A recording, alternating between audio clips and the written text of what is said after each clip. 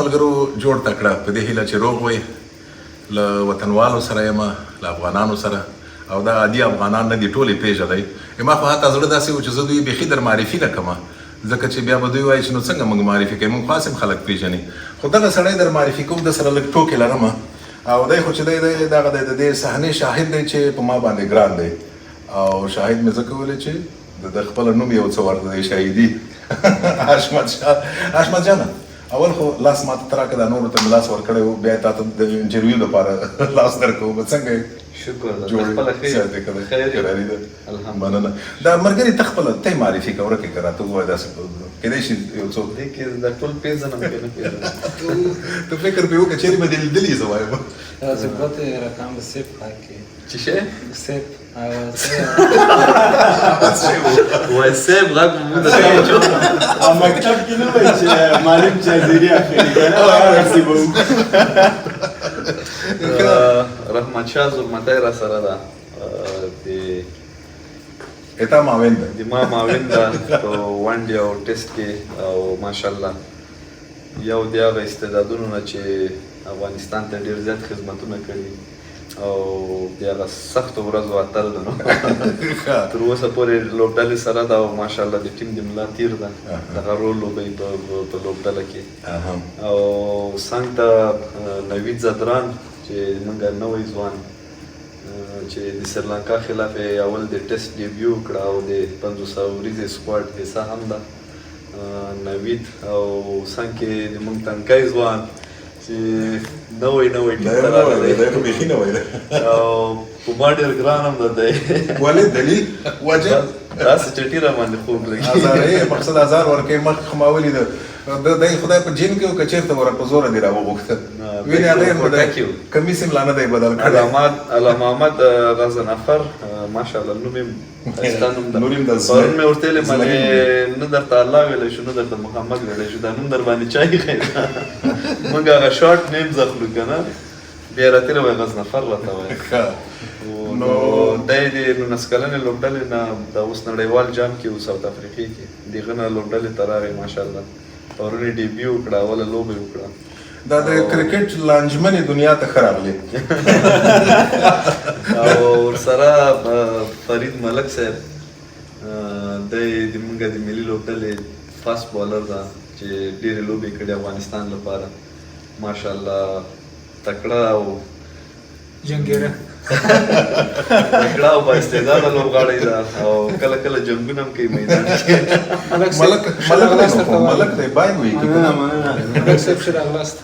ډېره مننه ښه راغلی په خیر راغلی ستړي مه شئ د ګرم وطن ته خو د افغانستان نه دلته ګرمي ډېره ده نه زه فکر کوم دومره به هلته ګرمي نه وي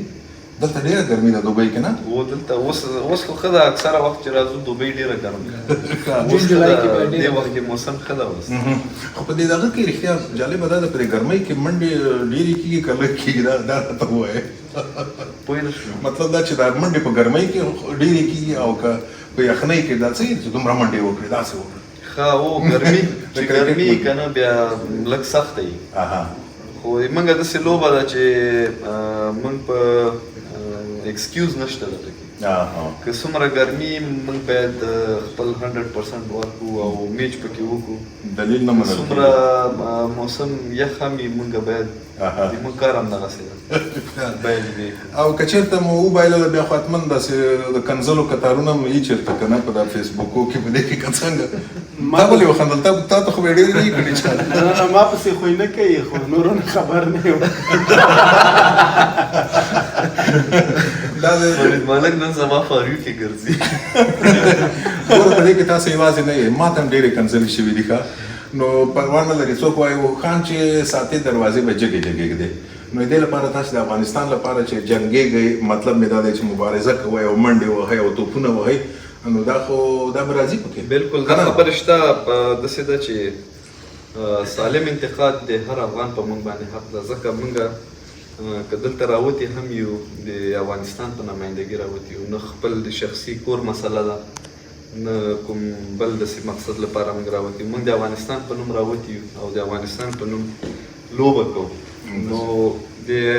عوام په موږ باندې حق ده چې هغه په موږ سالم انتقاد وکړي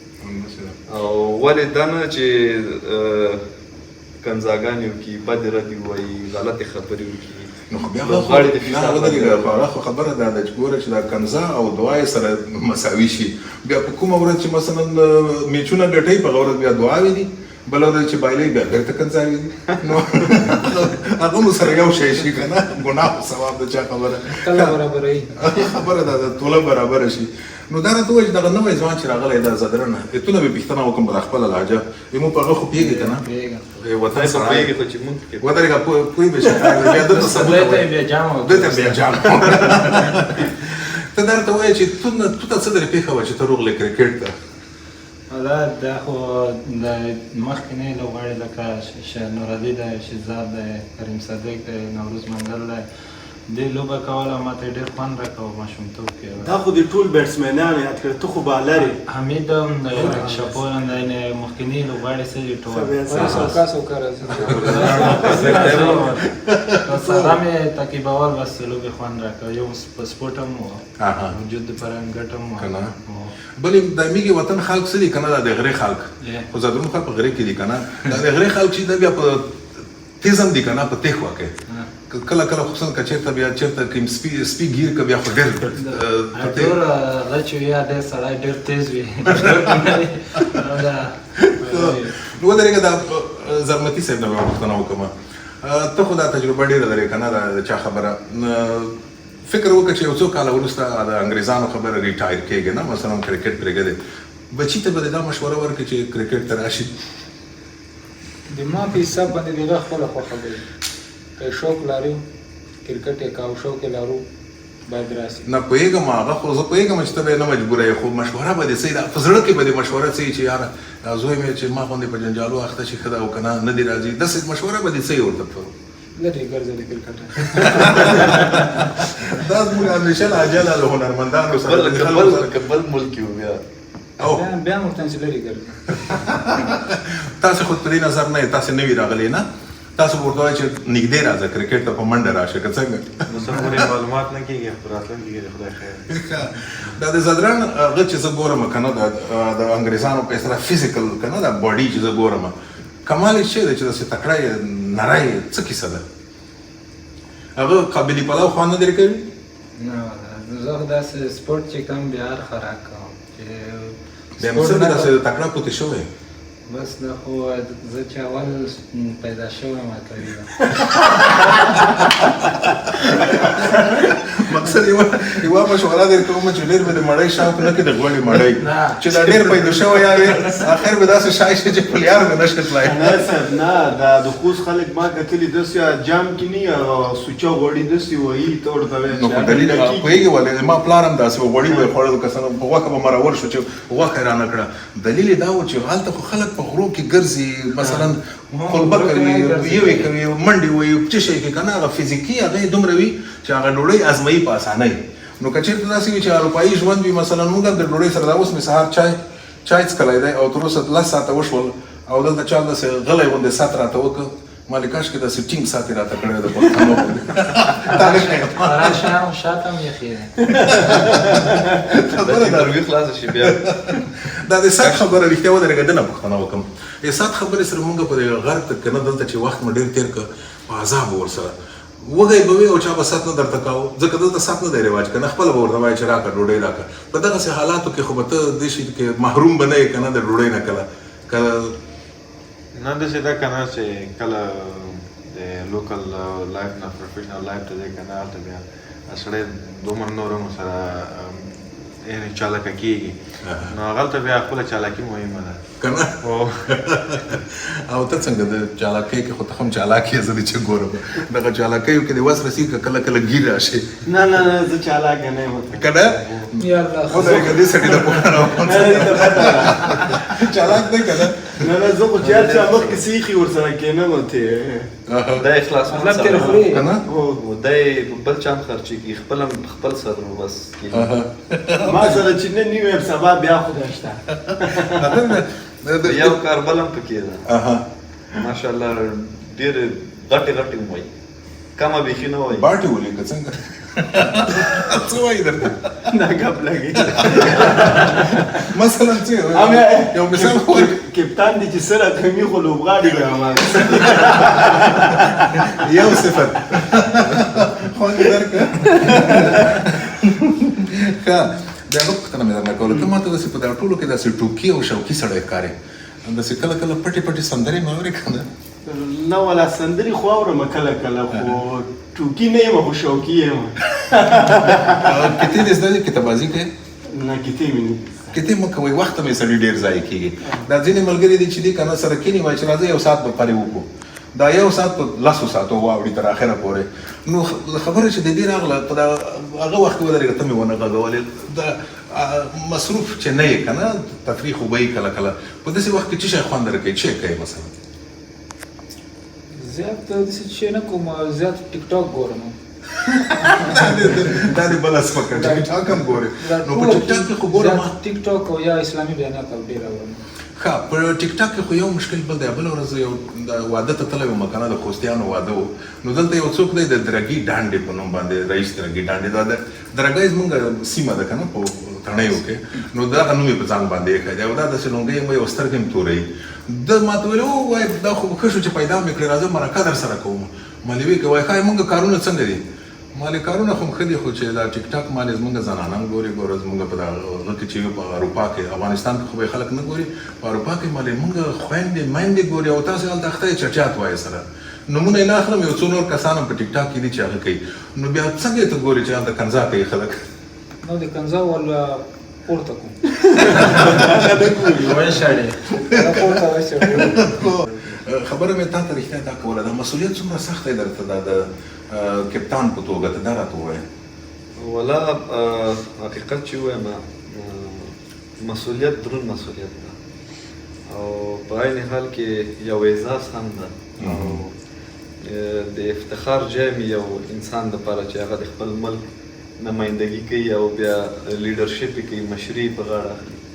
نو چیلنجونه زیات دي او په عین حال کې همیشه کوشش هم کړی ده چې وطن ته بریاوې راوړو د وطن عزت او هر شي ته م کتلي دي کوشش هم همدغه یې چې هغه کې چې د وطن خیر وي هغه وکړو او دا یو بل چلنج څومره درته سخت ده چې دا مثلا د ملګري تکړه دي خبره دې مني په وخت راځي مثلا که نه که یو چېرته ورکي بلبل چېرته ورکي په وخت راټولېږي موږ ژوند چې دا موږ ژوند داسې ده لکه د عسکري ژوند غوندې او ټولو نه مهم د موږ ډسپلین او منیجمنټ د لوبډلې ځکه په انټرنیشنل لیول باندې چې ته هر سپورټ کې د ټولو نه مهم د ټایم منیجمنټ ده نو هغه لپاره موږ خپل رولز لرو د ټیم ریکوایرمنټ دي چې هغه باید هر لوبغاړی پوره کړي هغه که کیپټن هم باید پوره کړي داسې نه چې زه خلک راغواړم یا یو بل شخص راغواړي هغه ټول معلومي وخت معلومي آن ټایم یې مونږ چې کله مونږ مثلا میچ ته ځو یا تمرین ته ځو خپل د واتساپ ګروپ لرو منیجر پکې میسج کوي او مثلا یو وخت چې سبا 8 بجې به بس روانېږي تمرین لپاره یا د میچ لپاره هغه 8 بجې بس بیا روانېږي که هغه کې خدای دې وکړي څوک یي که نه یي نو تاسو خو بلد شوي دغه دوه ځوانان چې نوي راغلي دا په دې شیانو بلد دي چې یاره 10 بجې معنا ده چې 10 بجې ټولو لپاره قانون چې دی ټولو لپاره د هغه احمد محمود هر یو کیپټن یې که نوی ځواني او دوی هم ماشاءالله سفرونه کړي نو نسکالونو لوبډلو سره تللي دي دوی ته هم پوره معلومات ده او دې لیول ته چې رارسېږي دا شی دا یو بل هغه دې نه ده کړی یو بل مسؤلیت چې تا ته راجع کېږي خو موږ په ټولنه کې هغه مسؤلیت خلک نه بولي هغه دا ده چې د دوی په خوراک دې کله فکر کړی دی چې انډیوالانو دا غوړه ډوډۍ مه خورئ دا وریجې لږ راکمې کوي دا دې ته دې فکر کړی او یا دې دا کار کړی دا خبره هماغه پورې راجع کېږي ځکه په دې لیول کې ته چې لوبه کوې دا درې شی د تا لپاره ډېر زیات مهم دي چې یو ډسپلین ده یو پرفارمنس ده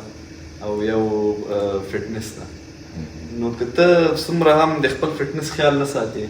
د تا جای بل څوک نیسي او که څومره هم تا فټنس یا خوراک دا د ګراوند نه د باندې خپل ژوند او خپل سیستم جوړ نه کړي ګراوند کې د پرفارمنس خرابېږي چې پرفارمنس دې خراب شو بل چې تا نه ښه لګي هغه تا نه جای نیسي دا جای داسې نه ده چې چا په ټیکه یا اجاره یي دا لوبډله د مخکې پکې نور لوبغاړي اوس پکې مونږ یو، سبا به پکې نوري، بله ورځ به پکې نوري. هغه به ځان ته ټیم کې ځای جوړوي چې هغه د ګراونډ نه د باندې خواري او محنت کوي،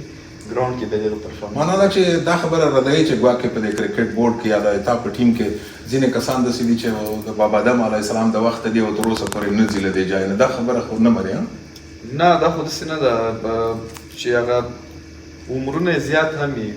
د هغو خواري په ګراونډ کې معلومېږي. زیاتره موږ لوبغاړي ریټایر هم شول، زیاتره یعنې باډي ته یې مه ګوره، کش ته یې ګوره. زه به د نبي مثال ورکړم. موږ په ټول ټیم کې عمر د هغه زیات ده، خو فټنس او ګراونډ کې د هغه ایفرټ چې وګورئ، نظر ځوانانو ته ماشاءالله اوس هم هغه فټ ده په لوبغاړي کې. نو نه غواړم چې سیاست ته لاړ شو، خو بیا هم د اخرو وختو کې لږ څه داسې تاسو د لوړې ژورې وې که نه غواړې راته پرې وغږېږي که څنګه، ځکه چې مونږ خو داسې خوشحاله وو چې په دې لندن کې قریب وو چې استرالیا ماته کوي. هغه یو استرالیایي را مخکې سو، بیا ډېر هغه وکړه، پښې هم خوږ شولې بېچاره، خو بیا خپله توره وکړه. خو تاسو هم په نړیوال جام کې ډېره توره وکړه، واقعا افغانان ډېر درنه خوشحاله وو. بیا وروسته دا ځینې خلک لږ څه درنه خفه غوندې شول. ولې دا څه کیسه وه؟ نه دا خو داسې نه ده، دا لوبه او سپورټ داسې ده چې موږ اوس مثلا میدان ته ځو، په دې نیت نه ځو چې موږ دې وبایلو. په هر ټیم یا هر لوبغاړي باندې اپ اینډ ډاونز راځي، کله به ته ښه پرفارمنس کوې، کله به ته ډاون کېږي، خراب پرفارمنس به دې خرابېږي. نو دا د